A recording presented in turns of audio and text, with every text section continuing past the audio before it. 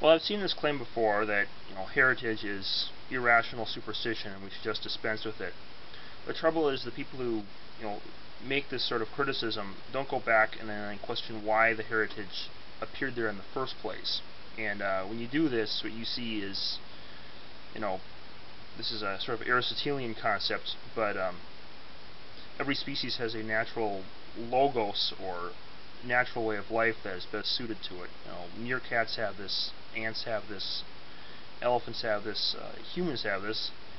The problem is that we have all these social theorists today who don't prefer to ground their social theories on sciences of any kind. They take a logical construct and they will then say that this is oppressive, and then they'll base their entire social theory on trying to liberate themselves from this social construct rather than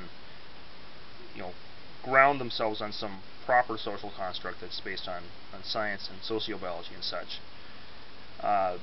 For example, they attack patriarchy and heterocentrism. Well, if you look at cultures that have done this, Western Europe, for example, their populations are declining. They have high illegitimacy rates, high divorce rates, higher than here. Many people don't even get married, so on and so forth. And look at all normal human cultures throughout history that haven't done this. They're all only patriarchal and heterocentric, and so that would be a good example of heritage that is natural for the human way of life, or human logos, if you will. Now, you also mentioned abortion. I'll give you a quick example there. It's a guy named James Taranto. I'm going to put a link in the sidebar about this. They talked about the Roe Effect. Now, this has a particularly evolutionary significance.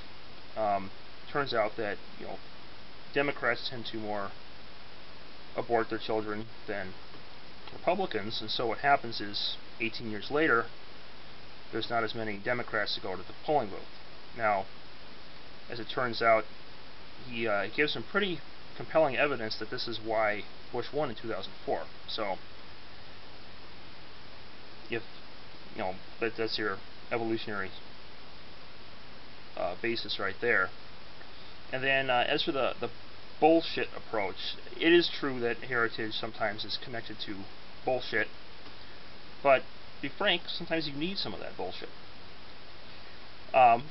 People don't often think through what they're doing. They're not rationally thinking, I'm going to have more kids, I'm going to have my family structured in this way, I'm going to relate to my neighbors in a certain sort of way, because they're not thinking about scientifically it's best to relate to so-and-so in this way or that way because for the good of the species.